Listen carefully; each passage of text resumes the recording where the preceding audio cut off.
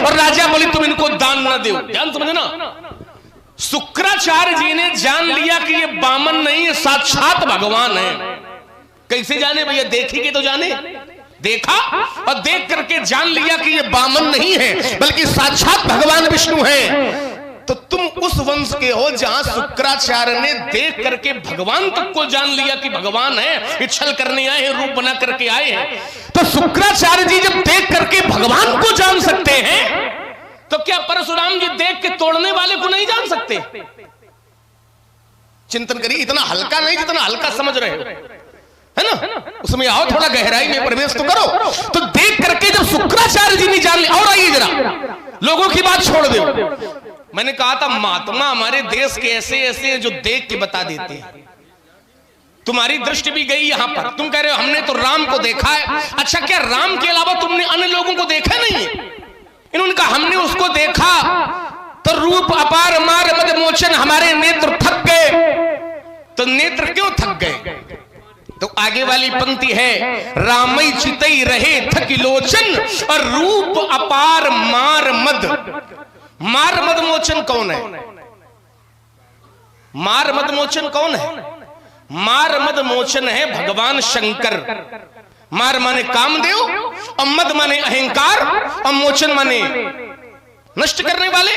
कामदेव के अहंकार को नष्ट करने वाले भगवान शंकर हैं और ये शंकर जी के भक्त हैं। और राम जी को जब इन्होंने देखा तो राम जी के अंदर इन्हें भगवान शंकर का दर्शन होने लगा।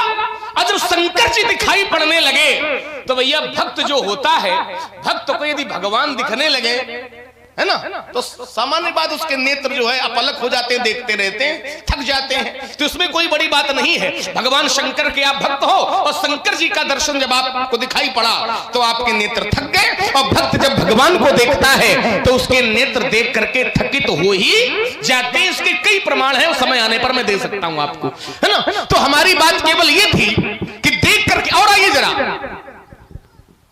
एक महात्मा और नारद जी महाराज, जिस समय हिमांचल के घर में नारद जी आए तो हिमांचल ने प्रणाम किया और अपनी पुत्री पार्वती जी को भी नारद जी के चरणों में समर्पित किया। निज सौभाग्य बहुत गिरि बरना असुता बोली मेली मुनि शरणा। पार्वती जी को नारद जी के चरणों में समर्पित किया। तो नारद जी ने जब पार्वती जी को देखा तो देख करके ही बताने लगे, सुंदर सहज सुशील सयानी नाम उमा अंबिका भवानी। देख करके बताने लगे। और अंत में जिस समय हाथों की रेखाओं को देखा तो उन्होंने यहां तक बता दिया कि जोगी जटिल अकाम मन नगन अमंगल वेश और अस स्वामी यही का मिली परिहस्त अस। तो महात्मा जी ने देख करके इतना बता दिया कि इसका पति कौन होगा। और अंत में यह भी बता दिया कि जगत पर अनेक जगमाही लेकिन यही का शिव तज दूसर। देख कर मन पार्वती जी कुमारावस्था में है, विवाह नहीं हुआ है, और कुमारावस्था में ही देख करके उन्होंने बता दिया कि इनका विवाह भगवान शंकर के साथ होगा। अब समझना, जब नारद जी देख करके ये बता सकते हैं कि पार्वती जी का विवाह शंकर जी के साथ होगा, तो चलो व्यक्ति पर नजर नहीं गई। सीता तो तुम्हारे सामने आई है, जनक बहोरी आए शिरुनावा और सी बुलाई प्रणाम करावा। पार्वती जी जब सामने आई नारद जी के तो नारद जी ने बता दिया कि पार्वती का विवाह केवल शंकर के साथ होगा। और सीता तुम्हारे सामने आई तो जब नारद जी देख के बता सकते हैं कि पार्वती का पति कौन होगा, तो तुम सीता को देख के नहीं जान सकते हो कि इसका पति कौन होगा। और जो सीता का पति होगा वही धनुष तोड़ने वाला होगा। तो हमारी बात यह है कि महात्माओं की जो जानने की विधा है वो विधा देख करके महात्मा जान सकते हैं, मार काट करके महात्मा नहीं जान सकते। क्यों भाई? महात्माओं की जानने की विधा क्या है? देख करके। तो जब देख करके जाना जा सकता है तो फिर ये मार काट की व्यवस्था क्यों? मैं अपनी बात को रोकता हूं। अच्छा, हमें लगता है कि तुम्हें अपनी ही बात पर विश्वास नहीं, क्योंकि तुम एक बात का कई सारे प्रमाणों से उद्धृत कर रहे हो, कई सारी भाषाओं से कई सारे प्रमाण तुमने रखे। जैसे तुमने कहा कि शुक्राचार्य बामन को जान गए, देख करके जान गए। अच्छा, ये प्रमाण बहुत था, लेकिन तुमने दूसरा प्रमाण लगाया। तुमने कहा नहीं, नारद ने देख लिया, नारद ने जान लिया, पार्वती जी को हाथ देखा, उन्होंने जान लिया कि तुम्हारा पति कौन होगा। तो कहा शुक्राचार्य आपके वंश के हैं। लक्ष्मण कह रहा है कि शुक्राचार्य आपके वंश के हैं, और शुक्राचार्य ने वामन को देखा तो जान लिया कि वामन है। वामन नहीं, 53 नहीं, ये साक्षात ब्रह्म है। लक्ष्मण ने बताया कि साक्षात ब्रह्म है, तो शुक्राचार्य ने जान लिया। लेकिन कभी कभी ऐसा होता है कि जानने पर भी संतुष्टि नहीं होती। ये नहीं कहा था कि जान लिया कि ब्रह्म है, जो हम कहें वो कहो। तुम्हारी बात हो गई, नहीं हो तो गई, लेकिन इसमें जो भी सुधार करना हो तुम अपने वक्तव्य में। हमने ये नहीं कहा था कि उन्होंने जान लिया कि ये ब्रह्म, हमने कहा था वो जान लिया कि भगवान विष्णु है। ऐसा है, विष्णु अलग है, ब्रह्म अलग है। इसमें जो भी सुधार करना हो तुम अपने वक्तव्य में करना। अच्छे राजने में करेंगे, लेकिन जो हम कहें वो कहा। अच्छे राजकुमार हो, धैर्य रखो। अभी तुमने थोड़ी देर पहले हमसे कहा था कि महाराज बीच में नहीं, बीच में बिल्कुल नहीं बोलेंगे। हाँ, तो फिर बिल्कुल, लेकिन जो हम कहें वो कहो। जो तुमने कहा वही हम कह रहे हैं। हमने ब्रह्म नहीं कहा था, ये यंत्र चल रहा है। वैसा है, बिल्कुल ध्यान से सुनो। ध्यान तो हमेशा ध्यान केंद्रित रखो। चलो बोलो। अब शुक्राचार्य की बात है, तो शुक्राचार्य ने देख लिया और देख करके वो जान गए। अच्छा, एक बार बाबा भृगु, ये हुआ कि त्रिदेवों की परीक्षा ली जाए। संसार में ये हुआ कि त्रिदेवों में सर्वश्रेष्ठ कौन? ब्रह्मा, विष्णु और महेश में सर्वश्रेष्ठ देवता कौन है, इसकी परीक्षा ली जाए। अच्छा, संसार में कोई जानता नहीं कि भगवान नहीं। कौन कहता कि भगवान नहीं है? ब्रह्मा जी भगवान नहीं है, या भगवान विष्णु भगवान नहीं है, या भगवान शंकर भगवान नहीं है। संसार में कोई ऐसा है जो इन तीनों को नहीं मानता? सभी मानते, लेकिन कहा कि परीक्षा ली जाए।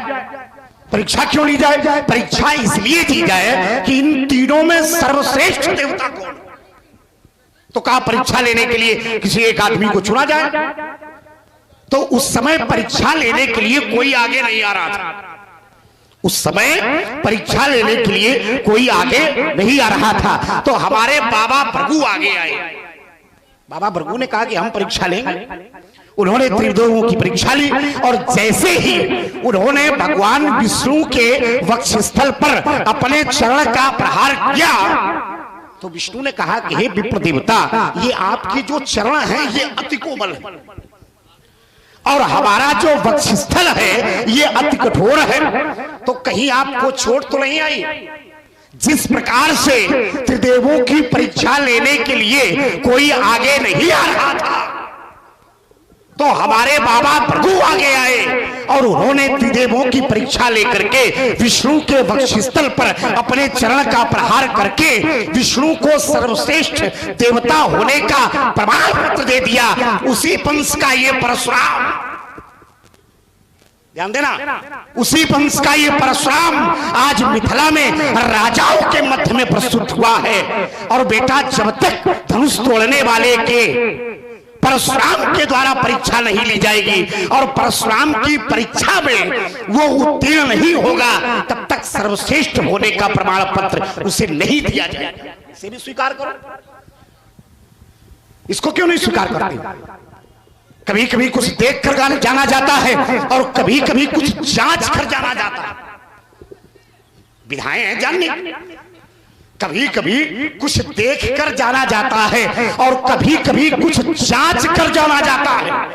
तो जांचने की ये जो परखी लगाने की विधा ये परशुराम की है, सबकी अलग अलग विधा है। भगवान शंकर ध्यान के माध्यम से जानते हैं, तुम्हारे गुरु बाबा विश्वामित्र विचार के माध्यम से जानते हैं। संसार में कई माध्यम है जानने के, तो ठीक उसी प्रकार से परशुराम का जो माध्यम है जानने का, वो जानने का माध्यम है क्रोध।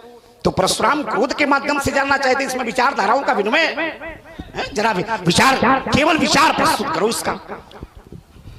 चलो, क्रोध जानने का मार्ग आप बता रहे हो कि परशुराम के जानने का मार्ग है क्रोध। हमारी दृष्टि, देखो हमारी तुम्हारी दृष्टि नहीं चलेगी। कोई बात, हमने अपनी दृष्टि की बात। अब बीच में क्या बोल रहे हो? हम बोलते हैं तो बड़े बड़े चढ़ते हो। चलो हम रुक गए, है ना।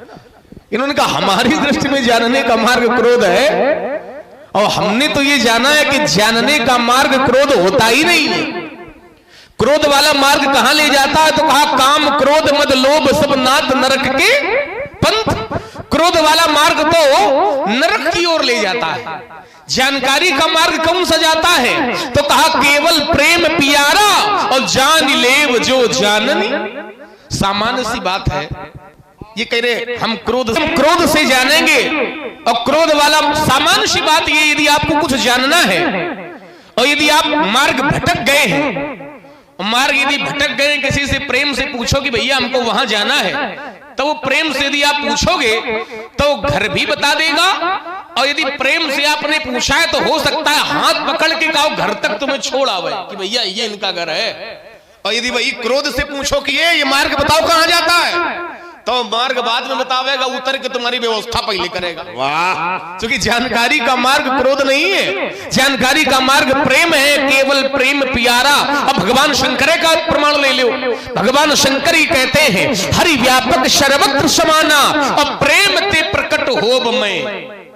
जानकारी का मार्ग क्रोध नहीं है, जानकारी का मार्ग प्रेम है। एक बात। दूसरी बात, हमने दो प्रमाण दिए थे, एक शुक्राचार्य जी महाराज का और एक नारद जी का, कि नारद जी ने देखा और देख करके बता दिया कि इनका पति कौन होगा।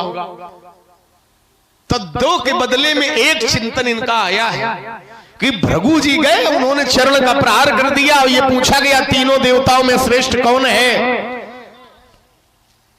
अच्छा, भृगु जी गए और चरण का प्रहार कर दिया गया, तो ये बताओ क्या उसको अच्छा कहा गया? जहां भृगु जी ने चरण का प्रहार नारायण के लिए किया है, वहीं पर माता लक्ष्मी ने श्राप भी दे दिया भृगु जी को। श्राप दिया कि नहीं दिया?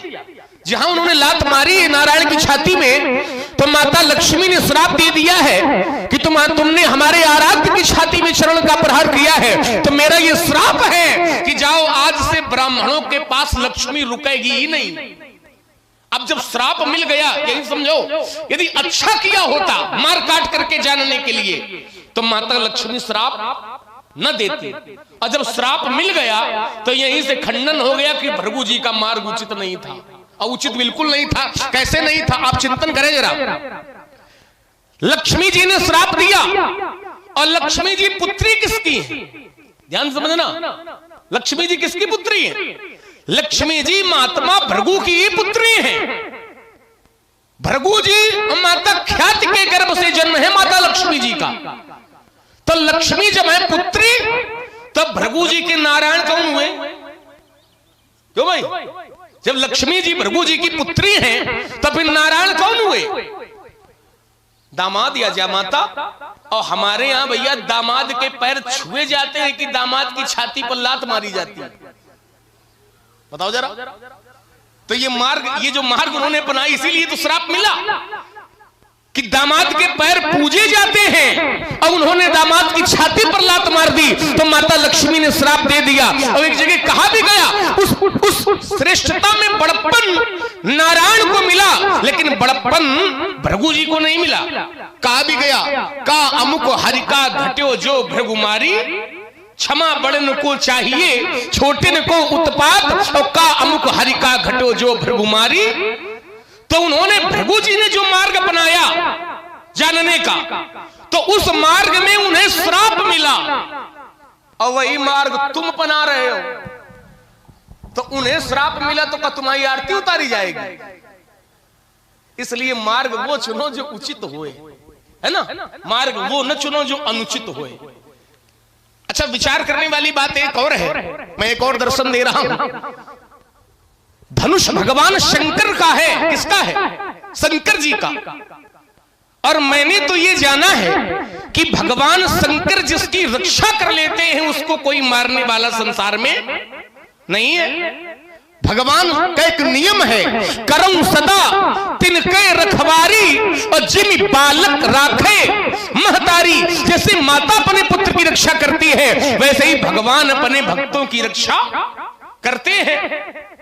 तो जब धनुष भगवान शंकर का है, तो फिर शंकर जी ने इसे नहीं बचाया तो तुम काहे चक्कर में पड़े? और शंकर जी हैं भगवान, भगवान जिसे मारना चाहेंगे उसे कोई बचा नहीं सकता है, और शंकर जी जिसे बचाना चाहेंगे उसे कोई मारने वाला नहीं है। तो जब धनुष भगवान शंकर का और उन्होंने नहीं बचाया तो फिर परशुराम जी को इसमें 3-5 करने की कोई आवश्यकता। आवाज क्या कहना चाहते हो? लक्ष्मण कह रहा है कि परशुराम जी को 3-5 करने की आवश्यकता नहीं है। देखो 3-5 तो जन्म से हमारे हैं, ये जन्म का एक मूलक है 3-5, है ना, क्योंकि अक्षय तृतीया को हमारा जन्म हुआ है और 5 हम भाई हैं, 5वें स्थान पर हम हैं, तो 3 अक्षय तृतीया 3 और 5वें स्थान पर हम हैं, तो 3-5 तो हमारे जन्म से चला आया, ये तो हम करेंगे। एक बात। दूसरी बात, लक्ष्मण कह रहा है कि भगवान शंकर ने विरोध नहीं किया, भगवान शंकर ने नहीं बचाया, कोई आवश्यक नहीं कि हर जगह भगवान शंकर पहुंच जाएं। अरे परशुराम सामर्थ्यवान है, उनके शिष्य इतने सामर्थ्यवान है, तो गुरु को आने की आवश्यकता नहीं। एक बार ब्रह्म सभा में भगवान शंकर का अपमान हो रहा था, एक बार ब्रह्म सभा में भगवान शंकर का अपमान हो रहा था, लेकिन भगवान शंकर के पक्ष से बोलने वाला कोई नहीं था। ध्यान देना, भगवान शंकर के पक्ष से बोलने वाला कोई नहीं था। भगवान शंकर का एक शिष्य बैठा था, सेवक, परम सेवक था, कौन? नंदी महाराज। तो नंदी महाराज खड़े हो गए, वहां नंदी महाराज ने मोर्चा संभाला। तो जिस प्रकार से ब्रह्म सभा में भगवान शंकर का अपमान हो रहा था और सामर्थ नंदी महाराज ने विरोध किया, ठीक उसी प्रकार से आज भगवान शंकर का मिथिला में धनुष टूटा है, तो भगवान शंकर के पक्ष से परशुराम विरोध कर रहे हैं। इसमें अंतर कहां से? क्यों भाई? अरे भगवान शंकर के पक्ष से हम खड़े हैं, कोई आवश्यक नहीं है कि भगवान शंकर विरोध करें, कोई आवश्यक नहीं है कि भगवान शंकर हर समय हर जगह चले जाएं। अरे परशुराम ये जब से इतना सामर्थ्यवान है, लक्ष्मण नहीं टिक पा रहा है, लक्ष्मण का भाई भाग गया, लक्ष्मण के गुरुजी भाग गए, राजा जनक भाग गए, मिथिलावासी सब मौन है, तो जरा समझो तो कि हाँ कुछ ना कुछ व्यक्तित्व तो होगा। भ्रकुटी कुटिल नयन रिसराते और सहजों चितवत मनोहुरिशाते। राते माने सने हुए, परशुराम के जो नेत्र हैं वो क्रोध से सने हुए, ध्यान देना, लेकिन परशुराम सहजों चितवत, परशुराम के जो नेत्र हैं वो क्रोध से सने हुए जरूर हैं, लेकिन परशुराम जब समाज की ओर देख रहे हैं तो सामने वाले को ऐसा लग रहा है कि परशुराम जी में खा जाएंगे। तो इसमें परशुराम का दोष है कि देखने वाले का दोष? भाई जो परशुराम को देख रहा है ये उसके नेत्रों का दोष है, हमने तो किसी से कुछ कहा ही नहीं। हमारा जो संकल्प है, जो हम संकल्प लेकर के आए हैं, वो धनुष तोड़ने वाले को, अपराधी को केवल अपने नेत्रों के समक्ष उसे देखना चाहते कि वो है कौन। क्यों? क्योंकि भगवान शंकर का ये धनुष था, तो भगवान शंकर साधारण नहीं है। जब भगवान शंकर साधारण नहीं है तो फिर भगवान शंकर का धनुष भी साधारण नहीं था, और धनुष साधारण नहीं था तो तोड़ने वाला भी कोई साधारण नहीं होगा। इसमें केवल 2 शब्द हैं, हमारी दृष्टि में होगा और लक्ष्मण की दृष्टि में है। हमारी दृष्टि में होगा इसलिए है क्योंकि परशुराम ने अभी उसे जाना नहीं है, और लक्ष्मण की दृष्टि में है इसलिए है क्योंकि लक्ष्मण धनुष तोड़ने वाले को जानता है, लेकिन फिर भी परशुराम को बता नहीं रहा है। और एक सिद्धांत कहता है कि जब तक किसी को जानो नहीं तब तक मानो नहीं, क्योंकि जाने बिन न होई प्रतीति और बिन प्रतीत हो ही नहीं प्रीति। तो ये प्रीत का जो मार्ग है ये लक्ष्मण परशुराम क्यों नहीं बता रहा? विचार करो एक बार। हो गई बात? चलो अच्छा लग रहा कि बहुत कम में काम चला रहे हो। एक बात इन्होंने कही कि दक्ष सभा में शंकर जी का विरोध, ब्रह्मा जी की सभा में राजा दक्ष ने भगवान शंकर का विरोध किया। शंकर जी शांत रहे, लेकिन एक बार कामदेव ने भी भगवान शंकर का विरोध किया था। कामदेव ने कहा था ध्रुव विरोध, शिव विरोध ध्रुव मरण हमारा, यदि शंकर का विरोध हम करेंगे तो हमारा मरना निश्चित है। और कामदेव ने जब शंकर जी का विरोध किया, छाड़े विषम विशिक उड़ लागे तो छूट समाधि सम्मुतब जागे। जब कामदेव ने शंकर जी का विरोध किया और शंकर जी ने जाना सौरभ पल्लव मदन विलोका भयो कोप कंपे उतरे लोका तब सुमतीश्वर नयन उघारा चितवत काम भयो जरी हाहाकार भयो जग भारी दर्पे सुर भय असुर सुखारी। तो कहने का तात्पर्य ये कि कामदेव ने जब शंकर जी का विरोध किया तो शंकर जी ने एक पल में कामदेव को जला दिया। तो जब कामदेव ने विरोध किया तो शंकर जी ने एक पल में जला दिया, और दक्ष विरोध करता रहा तो शंकर जी मौन क्यों बने रहे? विचार करिए जरा। कामदेव ने विरोध किया तो एक पल में जला करके राख कर दिया, अब विरोध दक्ष ने भी किया तो फिर दक्ष के समय शंकर जी मौन काहे बने रहे? आपके घर की बात है, आपके लिए छोड़ रहा हूं। एक बात। दूसरी बात, आपने कहा कि शंकर जी बचाने का आएंगे। देखो ये बात का उत्तर नहीं है, प्रश्न है। ये कहो कि ये प्रश्न है। प्रश्न का उत्तर तो हम करेंगे, लेकिन तब करेंगे जब तुम कह दो कि हमारे बस की बात नहीं है। ये कहो कि ये प्रश्न है, ये प्रश्न का उत्तर नहीं। सुन लो, हमने कौन कहा उत्तर है? बात तुम्हारी बात से हमने आपको बात पकड़ा दी है कि जब कामदेव ने विरोध किया तो शंकर जी ने जला दिया, राख कर दिया, लेकिन दक्ष विरोध करते रहे तो दक्ष के लिए शंकर जी ने कुछ क्यों नहीं किया? बड़ी चतुराई। दक्ष के समय शंकर जी मौन क्यों बने रहे? विरोध तो दक्ष ने भी किया। अब शंकर जी के चूंकि आप बता रहे हो कि हम शंकर जी के पक्ष से खड़े हैं, तो जो शंकर जी के पक्ष से तुम खड़े हो तो फिर उत्तर भैया लक्ष्मण को करना चाहिए कि परशुराम को करना चाहिए? बात राम के पक्ष की होए, तोड़ने वाले के पक्ष की होए तो उत्तर हम करें, लेकिन बात यदि शंकर जी की होएगी तो फिर उत्तर तुम्ही को करना।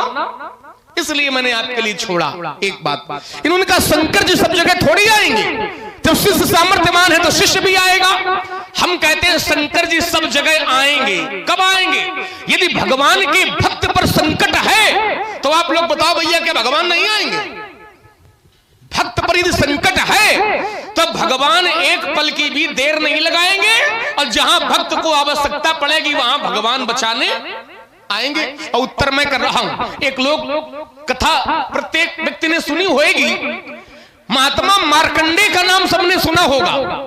मार्कंडे के पिता का नाम था मर्कंड ऋषि, और मर्कंड ऋषि के कोई पुत्र नहीं था। तो उन्होंने महात्माओं से पूछा कि महाराज हमारे कोई पुत्र नहीं है? तो महात्माओं ने कहा कि तुम्हारे पूरे जीवन में पुत्र नहीं प्राप्त होगा, कोई योग ही नहीं संतान का। तो उन्होंने कहा महाराज कोई उपाय जिससे हमें पुत्र मिल सके?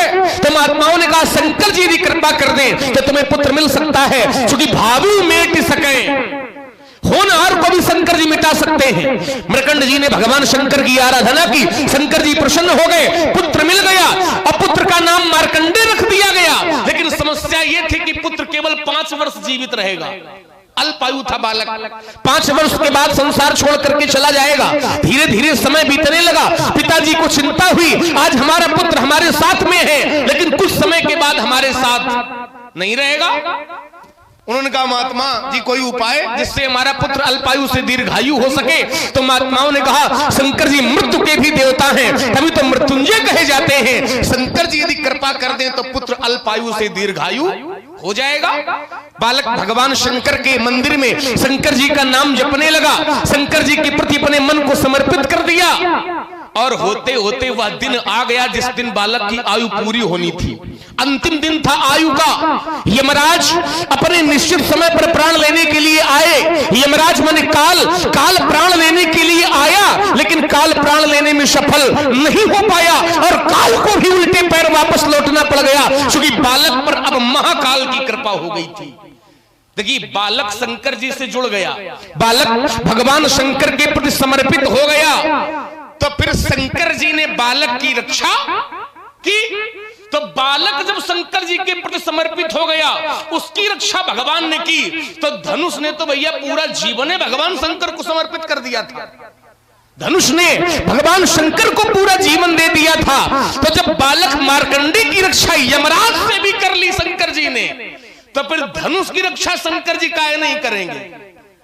और तुम कह रहे हो शंकर जी के हम शिष्य हैं, सामर्थ्यवाली हैं, सामर्थ्यशाली हैं शिष्य, तो शंकर जी हर जगह क्यों आएंगे? तो तुम सामर्थ्यशाली यदि हो तो तुम पहले आते। अब टूट गया तो अब आने से क्या लाभ है? क्यों भाई? टूट गया तो अब आने से क्या लाभ है? अब तो कोई लाभ है नहीं। इसलिए ये आपका मार्ग उचित नहीं है।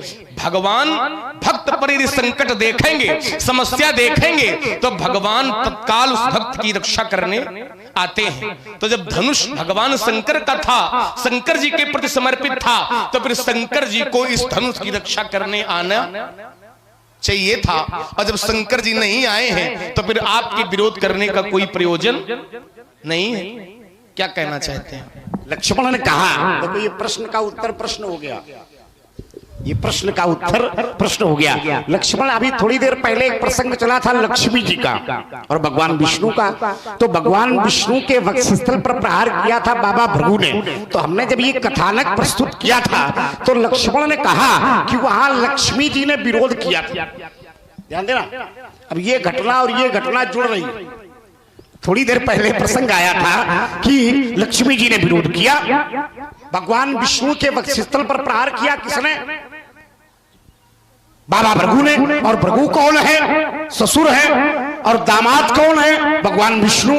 तो जिस प्रकार से बाबा भृगु यानी कि ससुर ने अपने दामाद के वक्षस्थल पर चरण का प्रहार किया और दामाद कुछ नहीं बोले, ध्यान देना, ठीक उसी प्रकार से भगवान शंकर के ससुर हैं दक्ष और भगवान शंकर हैं दामाद। तो ससुर अपमान कर रहा है, लेकिन दामाद भगवान शंकर अपने पक्ष में एक शब्द नहीं बोल रही। ये गरिमा है, ये शीलता है, ये शिष्टता है, ये संस्कार है, ये विचार विनिमय है। इसीलिए वहां पर जिस समय कामदेव ने भगवान शंकर का विरोध किया, तो भगवान शंकर ने जला करके भस्म कर दिया। और यहाँ पर जो संबंध है, वो संबंध की गरिमा है। अभी थोड़ी देर पहले तुम्ही ने कहा था, तुम्हारे वक्तव्य था, भाई दर्शन तो देखो।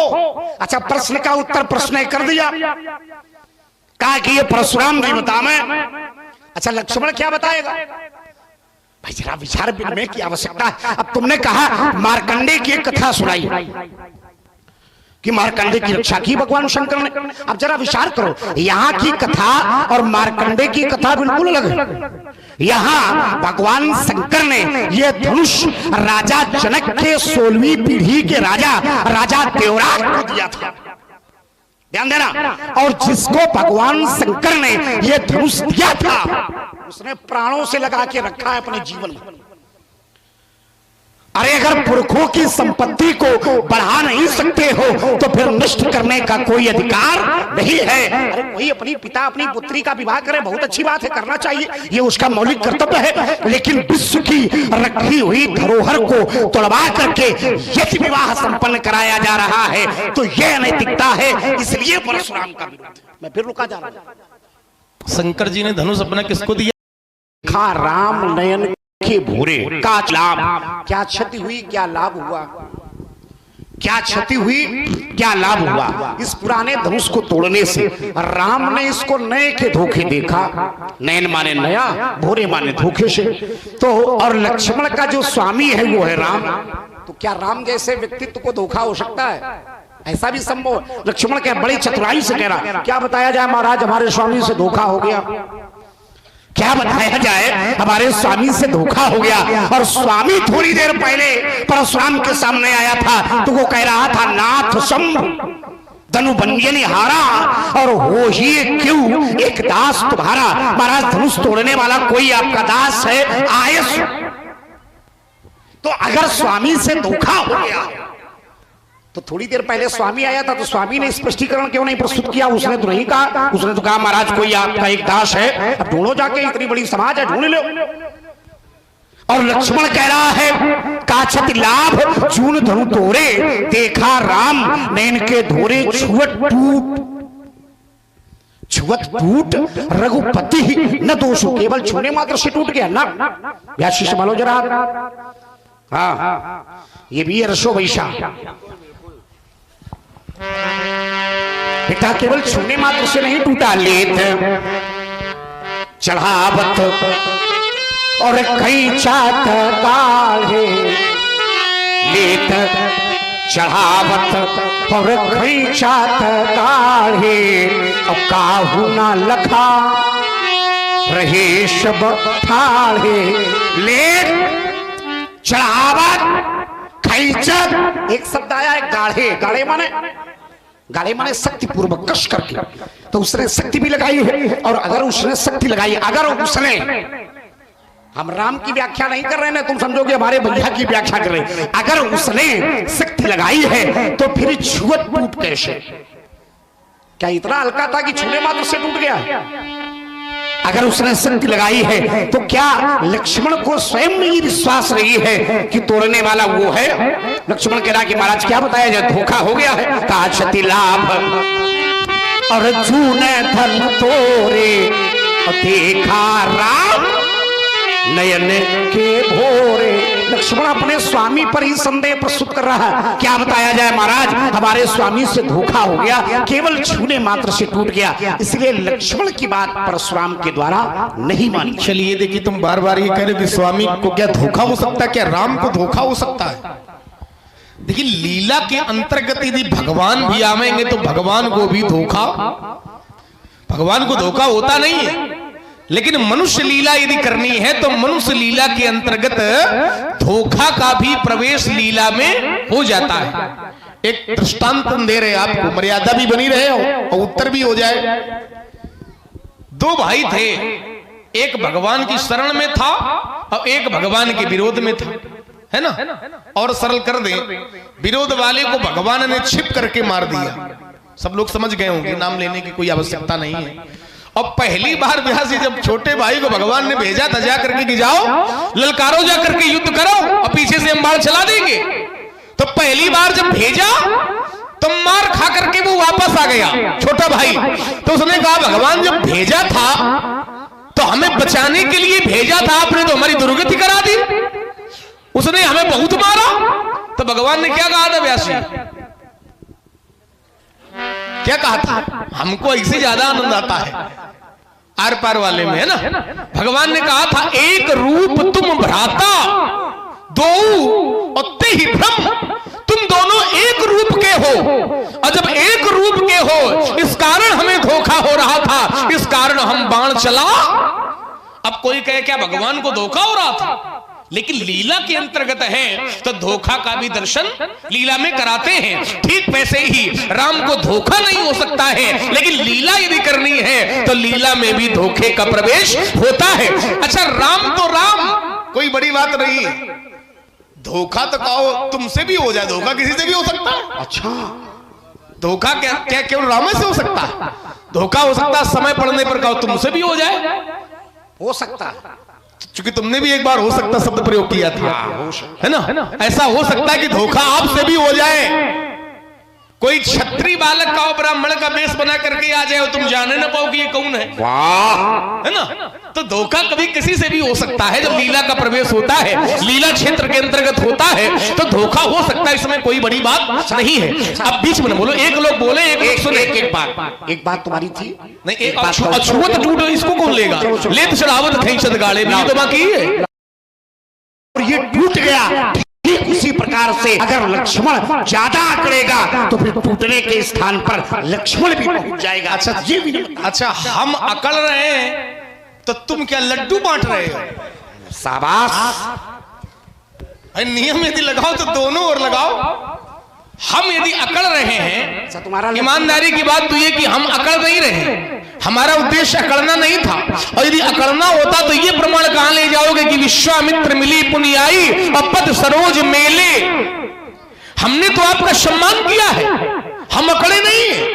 लेकिन जब आपने कहा कि धनुष तोड़ने वाला मेरा शत्रु है और तोड़ने वाला मेरा भगवान है, तो हमारे भगवान को भैया यदि कोई शत्रु माने तो क्या आप हाथ जोड़ के खड़े होगे? क्या करोगे? हमारे भगवान को यदि कोई शत्रु माने, हमारे माता पिता को कोई शत्रु माने, तो पुत्र जो होगा वो माता पिता को शत्रु मानने वाले के सामने हाथ जोड़ के नहीं खड़ा होगा, वो विरोध ही करेगा। इसलिए सुनी मुनि बचन लखन मुस्काने और बोली परसु धरे। अब देखिए जो चिंतन इन्होंने दिया, इन्होंने कहा कि डोरी जो थी वो लचीली थी और धनुष माने दंड कठोर था, इसलिए वो टूट गया। क्योंकि जो कठोर होता है, जो अकड़ता है वो टूट जाता है, तो जो अकड़ता है वो टूट जाता है। अच्छा, अकड़ने वाले को टूटने ठीक है, जो अकड़े वो टूट जाए। अच्छा है, ये अच्छी बात है कि बुरी बात है? तो जब अकड़ने वाले का टूटना अच्छा है तो फिर ये विरोध का है। और इसी क्रम में प्रभावित हुए हमारे गिरजा शंकर जी गुप्ता, आपकी ओर से 51 पुष्प मुद्राएं। छोटे कश्यप जी भरनाव, आपकी ओर से 51 पुष्प मुद्राएं। भोला सिंह जी कछुआ, आपकी ओर से 51 पुष्प मुद्राएं और 21 पुष्प मुद्राएं घसीटे भैया की तरफ से आप दोनों के श्री चरणों में प्रदत्त है कोटसा साधुवाद। और इसी क्रम में संतोष जी द्विवेदी, आपकी ओर से दोनों महान विभूतियों के श्री चरणों में 51 पुष्प मुद्राएं प्रदत्त है, बहुत बहुत साधुवाद। तो अकड़ने वाले को तो टूटना ही सही है, और जब अकड़ने वाले का टूटना सही है, धनुष कठोर था, दंड कठोर था, तो टूट गया, तब तो फिर आपको बिल्कुल शांति में बैठना चाहिए। ये हमारा दांव हमारे ऊपर लगा रहे हैं। अब ये तुम जानो ऐसा दांव का है, हल्का लगा हमारे ऊपर लग जाए। हमारा दांव हमारे ऊपर लगा रहे हैं, फिर काहे विरोध कर रहे हो? फिर तो टूट जाना ठीक है। जैसे तुमने कहा कि हमारे स्वामी है राम, हमारे भगवान है राम, ठीक उसी प्रकार से भगवान शंकर धनुष था। भगवान शंकर हमारे भगवान, हमारे आराध्य, हमारे गुरु देवता, तो हमारे गुरु देवता का धनुष का खंडन हुआ है, इसलिए हमें जो आस्था है वो गुरु के चरणों से आस्था है, इसलिए विरोध है। फिर लक्ष्मण चलो इसका उत्तर ले लो। धनुष शंकर जी का है, तो ये कह रहे शंकर जी हमारे गुरु जी हैं, और उनका धनुष तोड़ा गया है, तो शंकर जी के पक्ष से हम बोल रहे हैं, क्योंकि हमें अपने भगवान की प्रति आस्था है। अच्छा ये बताओ, धनुष तोड़ने वाले ने शंकर जी का धनुष तोड़ दिया, तो ये तोड़ने वाले को शत्रु मान रहे हैं, क्योंकि शंकर जी के पक्ष से है। तो धनुष तोड़ने वाले ने तो शंकर जी का धनुष तोड़ा है, तो आप शत्रु मान रहे हो, और तुम तो महाराज शंकर जी के लड़का का दांत तोड़े बैठे हो। शंकर जी के पुत्र हैं गणेश जी, है कि नहीं है? जय गणेश जय गणेश जय गणेश देवा, और माता जिनकी पार्वती पिता महादेवा, और गणेश जी के हाथी का मुख लगा है, तभी तो गजानन कहे जाते, गज माने हाथी और आनंद माने मुख, और हाथी के मुख में प्रायः दिखाने वाले 2 दांत होते, कितने? 2। लेकिन गणेश जी के लिए शास्त्र क्या कहता है? एक दंत दयावंत, एक दंताय विद्महे वक्रतुंडाय धीमहि तन्नो दंती प्रचोदयात्। एक दांत यही तोड़े बैठे, समझो। स्वयं में भगवान शंकर के पुत्र का दांत तोड़ दे तो कोई बात नहीं, और दूसरा शंकर जी का धनुष तोड़ दे तो धरती पलटने का तैयार खड़े हैं, समझो। ये दोहरा मापदंड फिर क्यों बनाए हो? यदि धनुष तोड़ना अपराध है, धनुष तोड़ दिया तो इनको शंकर जी के प्रति बड़ी आस्था है, और जब दांत तोड़ा था तब शंकर जी की याद नहीं आई कि ये तो शंकर जी के पुत्र हैं। यदि धनुष तोड़ना अपराध है तो दांत तोड़ना महाअपराध है। कोई अपराध नहीं। कोई व्यक्ति अगर प्राणघातक हमला करेगा तो क्या सामने वाला प्रसादी बांटता रहे? ऐसा कुछ हुआ था क्या? तो अपने बचाव पक्ष में जाएंगे। हमारा गणेश का युद्ध हुआ तो गणेश ने अपनी सूंड में लपेट करके हमें खूब घुमाया, फेंक दिया, फिर गणेश से युद्ध हुआ तो हमने गणेश का दांत तोड़ दिया। अब वहां पर टूटे हुए दांत से सृजन हुआ।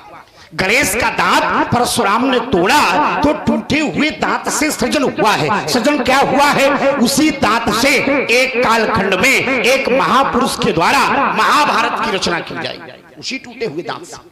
अच्छा, वहां टूटे हुए दांत से सृजन हुआ है, और यहां धनुष टूटा है तो यहां सृजन क्या हुआ? वहां तो जो सृजन हुआ है वो विश्व कल्याण हित में सृजन हुआ, और यहाँ जो सृजन हुआ है यहाँ केवल स्वार्थ के वशीभूत सृजन हुआ। एक पुत्री का दूसरे से विवाह हो गया, एक पिता ने अपनी पुत्री के स्वार्थ में होकर के धनुष का खंडन करवा दिया, तो यहाँ है स्वार्थ, वहां है विश्व कल्याण हित। तो परशुराम ने जो कार्य किया उसकी क्षमता धनुष थोड़ी ना हो सकती, धनुष तोड़ने वाले। अच्छा, विश्व कल्याण तुमने दांत तोड़ के किया था। अच्छा, दांत तोड़ करके यदि तुमने विश्व कल्याण किया था, कि विश्व कल्याण में तुमने दांत तोड़ा था, तो माता पार्वती को जब पता चला था कि परशुराम ने मेरे पुत्र का दांत तोड़ दिया है, तब विश्व कल्याण में उन्होंने क्या किया था? ये भी तो बताओ। यदि विश्व कल्याण में तुमने दांत तोड़ा था तो माता जी बड़ी प्रसन्न हुई होंगी, तुमने विश्व कल्याण किया है परशुराम, बहुत अच्छा काम किया है, आओ। सभी पन्ने खुलवा रहे हो तुम का एक ही पन्ना याद करके आए? नहीं, हमें लगता है कि सभी पन्ने तुम खुलवा रहे हो। माता ने वहां विरोध किया। अच्छा कोई आ गई बात? इधर देखो, अभी यही रुको, क्रम हमारा है, बीच में बोलो, देख ले हो। हाँ इधर देखो। अच्छा माता ने वहां विरोध किया तो माता तो पुत्र पर सदैव क्रोध करती है, विरोध करती है। पुत्र अगर कोई अपराध करता है वहां पर विरोध होता है। ये तो माता और पुत्र की वात्सल्यता है। तो तुम ये मान रहे हो कि तुमने अपराध किया? तुमने कहा कि माता यदि पुत्र कोई अपराध करता है, पहले हमने कहा कि प्राणघातक हमला हुआ, लेकिन माता को तो प्रकरण नहीं मालूम। तो प्राणघातक हमला, लेकिन माता ने जो विरोध किया है पुत्र के प्रति स्नेह, माता विरोध करो नहीं। तो गणेश हमारे परिवार तो ज्वाला में जलते पर हम हथियारे में जलते, आंखों में वैभव के सपने, पग में तूफानों की गत हो, राष्ट्रभक्त का ज्वाल न रुकता। अरे लक्ष्मण आए तो फिर मेरे मन में भी ये भाया है, और देखूंगा किसकी मैया ने कितना दूध। एक नहीं दो नहीं करो 20 समझौते, पर स्वतंत्र भारत का मस्तक नहीं झुकेगा। अरे अगणित बलिदानों से रक्षित यह स्वतंत्रता, अश्रु सोली से सिंचित यह स्वतंत्रता, अरे प्राणों से भी प्रीतर यह स्वतंत्रता, और इसे मिटाने की साजिश करने वालों से कह दो चिलगारी का खेल। तुम भारत की स्वतंत्रता की बात करते हो, लोग तो जानते हैं कि परशुराम जब अपनी माता के ना हुए तो ये भारत माता के का होंगे, है ना? और आपके मुख से भारत चलना होगा कल कछार में, ये कछार में और बीच धार में, यह घोर कला के पूत प्यार में, ये जीवन के सत सत आकर्षक और अरमानों को चलना होगा, ये चलना हो। आप कहते हैं महाराज कदम मिलाकर चलना होगा। व्यासी महाराज, आज के दिवस का बड़ा महत्व रहा है, हमारे देश से जुड़ा दिवस रहा है। आप कहते हो कदम मिलाकर चलना पड़ेगा। समस्या यही है कि लोग मिल करके नहीं चलते। यदि मिल करके चलने लगे तो फिर कोई हमें पराजित करने वाला नहीं है। एक कवि ने लिखा, उसने लिखा, और आप भैया अमरनाथ जी भोलापुरवा अपनों से ज्यादा बर्बाद हुए। उसने लिखा, अगर लालच में दूसरों की वफादारी नहीं करते, अगर लालच में दूसरों की वफादारी नहीं करते तो दुश्मन इस देश में आने की तैयारी नहीं करते, और गुलामी आज तक हमने कभी भोगी नहीं होती। अगर इस घर में तुलसी का वृक्ष होता है उसमें मरने वाला व्यक्ति कभी नरक में नहीं जाता। तुलसी की माला यदि गले में पड़ी है तो मरने वाले व्यक्ति कोई कभी यमराज के दूत नहीं ले जा सकते हैं। रुद्राक्ष की माला यदि गले में पड़ी है तो मरने वाले व्यक्ति के प्राण कभी यमराज नहीं ले जा सकते हैं। तो ये सनातन धर्म की ओर हमें लौटना पड़ेगा। कहना सरल है लेकिन निभाना कठिन है। कुछ लोग तो ये भी सोचते हैं कि रामलीला हो रही, सनातन धर्म की हो रही, हम काहे देखें, करवा तो समिति रही है तो हम काहे देखें जाके। विचार करिए, शब्दों पर थोड़ा कड़वा है। लोग चाहते तो है सनातन धर्म का उत्थान, लेकिन हमें कुछ न करना पड़े। जो करना पड़े वो आपको करना पड़े। आप करा रहे हो तो आप बैठो, हमें बैठना भी नहीं है। ऐसे समाज का उत्थान नहीं होगा, सनातन धर्म का उत्थान नहीं होगा। कुछ लोग तो ये सोचते हैं कि रामलीला हमारे धर्म की नहीं है, हम रामलीला क्यों देखें जाकर के। तब हमारे आचार्य कहते हैं, क्या कहते हैं, तो कहा गुरु की कृपा से बना में स्वाति और नखत में बरसा पानी, तो मरी मुक्ता और गोरोशन की अब कहानी जो जाति धर्म बांट रहे हैं। कुछ लोग कहते हैं हमारी जाति दूसरी, हमारा धर्म दूसरा है, हम रामलीला क्यों देखें। तो आचार्यों ने लिखा कि क्या करने आए थे हम धरती पर, क्या करने आए थे, क्या करने आए थे हम और क्या कर बैठे। धर्म के नाम पर आपस में लड़ बैठे। अरे हमसे तो अच्छे वह पक्षी हैं जो कभी मंदिर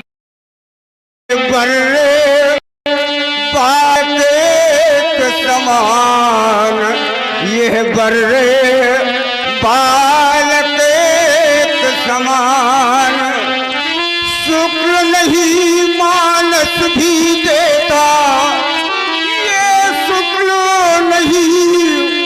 और मानस भी देता है जिसका सम्मत प्रमाण। और बालक को चंचल सम कहकर ये शास्त्र कर रहे टिमलिम घोष। किंतु विकट सुन बचन आपके हुआ पर सुधर अक्षे दोष। ये वेद शास्त्र को त्याग का ये कैसा अटपट छंद। पर सुधर बालक कैसे मंद।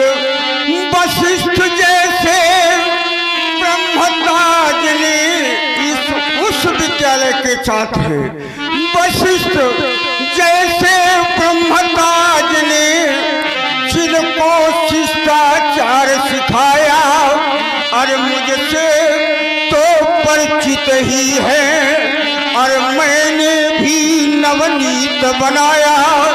शीरध्वज जैसे योगी ने जिनका याचन मान किया। याज्ञ वल्क्य और बाल्मीकि ने जिनका अनुपम मान किया है। आज उन्हीं के लिए परशुधर डाला कैसा अटपट फल।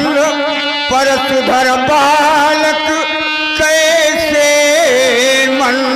लेकिन आशा को और उसमें दानों का प्रवेश। उसमें दानों का प्रवेश।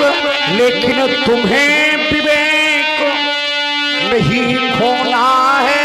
साक्षात्कार के दर्शन करवाओ। पहले ये तो जेलो वो तो होगा ही बिना शास्त्र के सहारे से। देखिए हमारी तुम्हारी वार्ता भी आज अद्भुत है। क्योंकि जीवन भर इन्होंने मारा है किसी को 2 रोटी तो खिलाई नहीं। बाबा ये कह रहे हैं।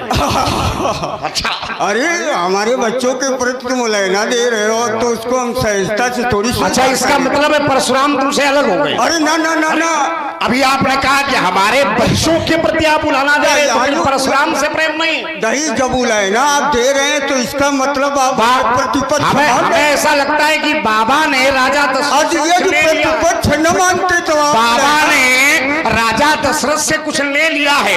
तो राजा दशरथ से ज्यादा प्यार हो गया और नाती से प्यार नहीं। पूरी ताकत झोंक दी आपने। जब आप समझे कि नहीं हम कमजोर पड़ रहे हैं तब लहना देने आए। इसके पहले क्यों नहीं आए महाराज। जब लगा कि नहीं अब हम इससे जीत नहीं पाएंगे तो चलो बाबा के पास चला जाए। इसको चिल्लाती थी की भूखी जनता को और ईश्वर मैंने ही प्राण दिया। नहीं एक संत का उद्भव है। क्या है? लीला ही पर्याप्त नहीं है। लीला ही पर्याप्त नहीं। छूट जाएगा तो कैसे काम चलेगा? बैठ जाइए सभी लोग। चलने दो अभी तो डटाओ थोड़ी देर जो है। डटाओ क्या चरित्र है व्यास जी। अब आनी बेवरिया बोली के बाद वाला प्रसंग लगाओ। बिल्कुल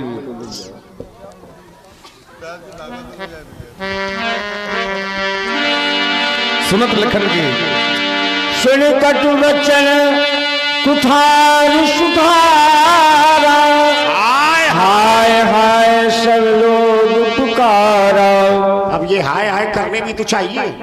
ये भी तो दर्शन है। लेकिन कोई हाय हाय करी ना ये करवाओ जबरदस्ती। तो बढ़िया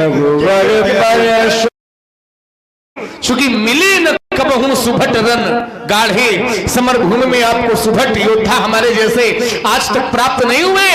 आपने जो भी वीरता दिखाई है वो केवल अपने घर में ही दिखाई है। आप जो बढ़े चले हैं वो केवल अपने घर के ही बढ़े चले हैं। मिले न कबहू सुभट रन गाढ़े और द्विज देवता घर ही के बाढ़े।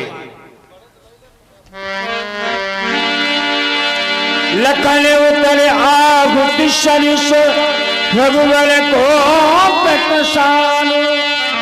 बरद देख सब बचन बोले रघुकुल भान। हे नाथ,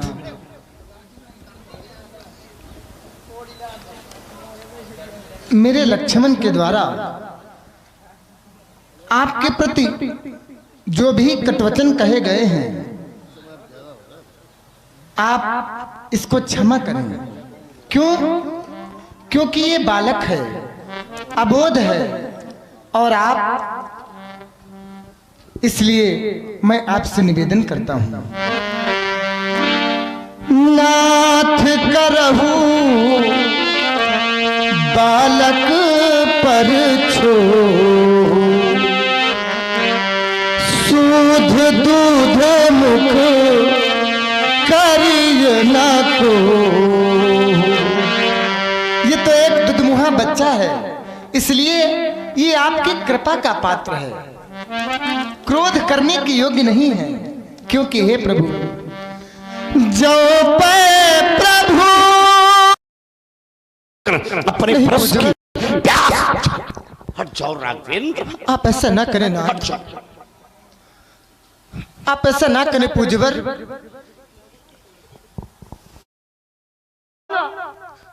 सभी अयोध्यावासी से ये कह करके बाहर निकाल लेंगे, निकाल दो इस राम को।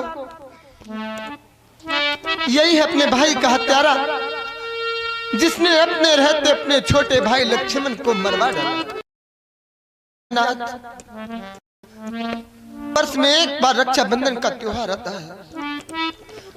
उस रक्षाबंधन के पर्व पर मेरी बहन शांता 4 राखियां सजा करके अयोध्या आएगी।